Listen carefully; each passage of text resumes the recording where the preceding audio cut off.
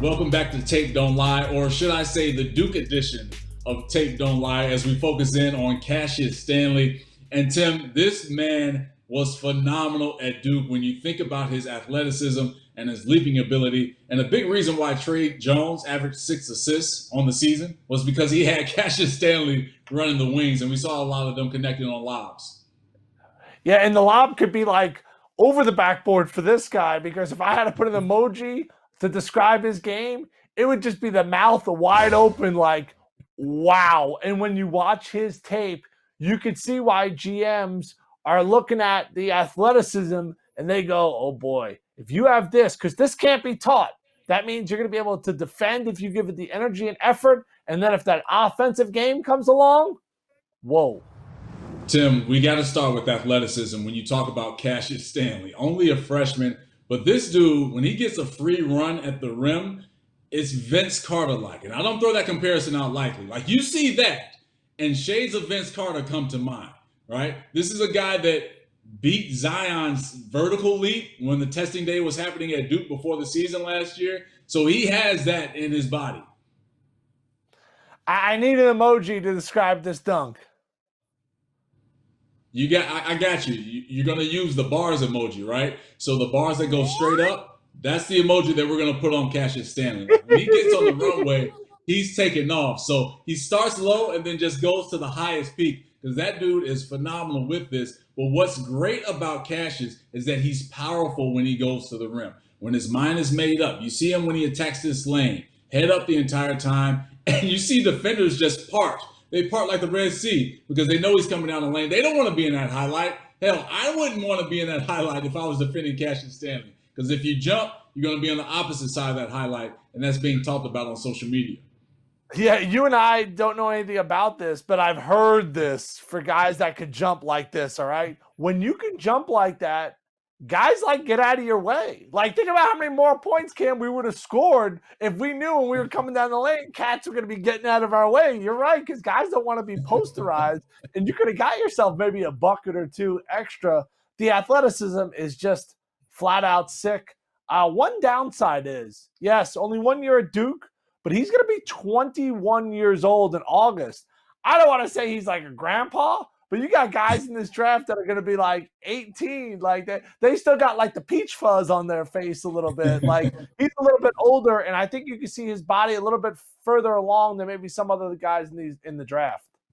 Yeah, you saw on that highlight where he took the contact and was still able to finish. That's a great sign of where his offensive game is maturing.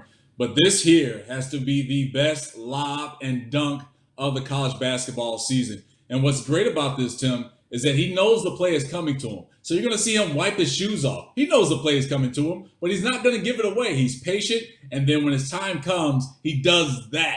So give me the airplane emoji. He takes off. You want to know something?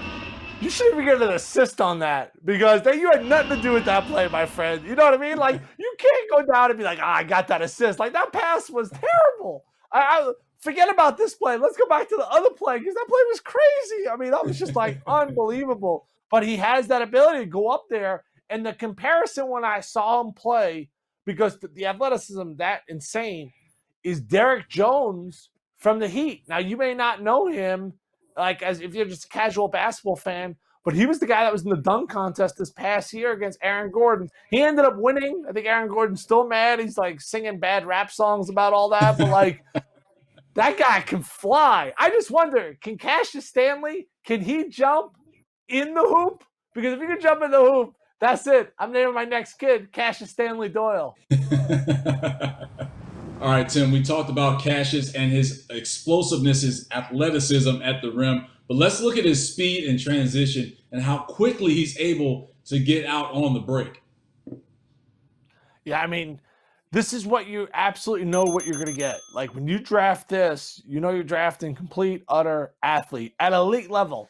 Like, he's got a long way to go with other aspects of his game, and I mean long way to go as far as becoming a consistent knockdown shooter. But one place he doesn't have to go anywhere is his athleticism. Running, jumping, in my eyes, best athlete in the draft. Yeah, I'm right there with you. And these plays show why he's the best athlete in the draft.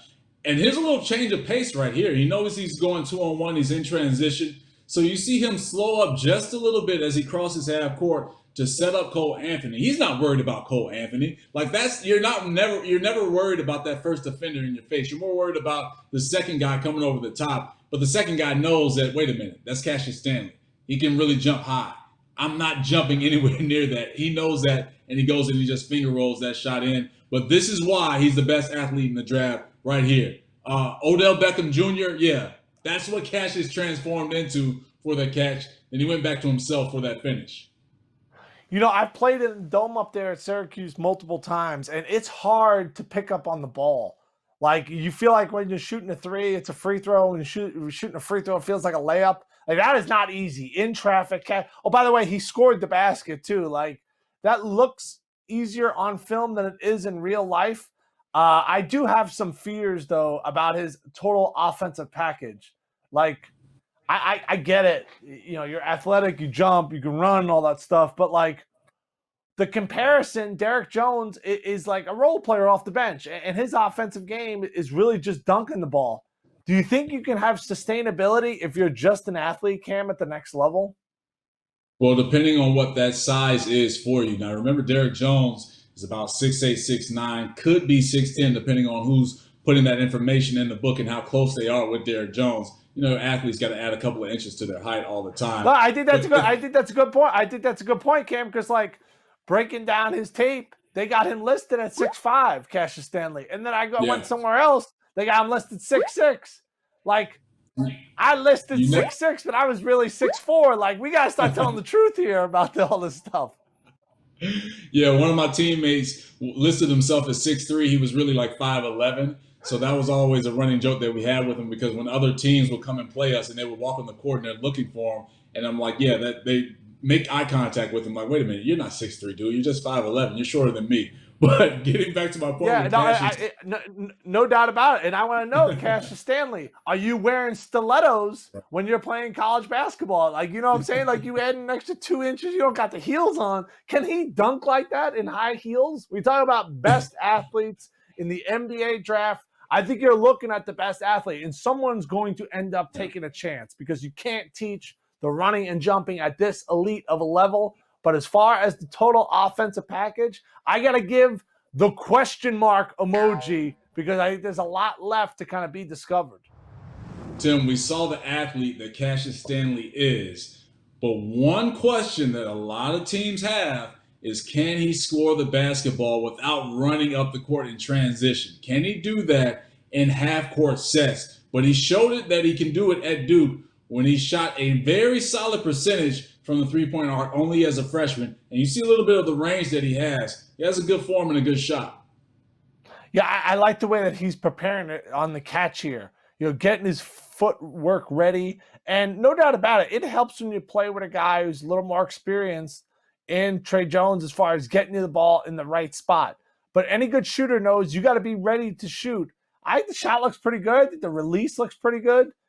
The consistency of that. And is he tall enough in your eyes, at however tall he is, 6'5", 6'6", Cam? Can you be a D&3 guy, or is that too short to be D&3 at 6'5", 6'6"? It's going to be tough to be a 3-and-D guy at 6'5", 6'6". Normally we see a guy 6'8", 6'9", maybe 6'10", fit that role. But what's great about Cash is that with the height that he lacks, maybe if he's matching up with certain guys, he kind of makes up for it a little bit with that athleticism. But the shot preparation is great for him. Hands ready, down all the time, nice base with his feet, and that release is perfect. He doesn't have any extra movements with the basketball, so it doesn't take him a long time to get that shot off. So the three part, I think he can fill. Shot 36% at Duke as a freshman. Now, Tim, you mentioned that he's going to be turning 20 soon, or that he is 20, but this is a guy that is a little bit older in terms of what he's experienced playing basketball. Yeah, I think this guy is all going to be about fit. Like, he goes to a team that has the right point guard. Like, I always go back to what Steve Nash was able to do with Amari Stoudemire, whose offensive game evolved, but he was really an athlete, with a Sean Marion, and the way he was just kind of able to drop dimes and lob it up there. Like, this guy's that athletic, and the jumper is there. Like, he gets with a right point guard, not a score first point guard, like 2-3 years from now, I think he could be a high level effective player if he keeps improving that jump shot. But I think this guy is 100% all about team. He goes to a team with older guys, experienced guys, you know, and now he starts struggling, not getting the ball, and maybe a team that wins a lot, so he's not getting the minutes. Like, this is make or break going to the right fit, because when you jump like that, that athleticism cannot be taught. That is Tape Don't Lie with Tim Doyle, Cam Smith. We appreciate you guys rocking with us as we break down these prospects for the 2020 NBA Draft. Tim, we need an emoji to finish off with. What's your emoji that you're going with? I would put dollar signs, because we got paid for this, didn't we? We definitely got paid for it. Give us the money bag signs. Put that over our faces.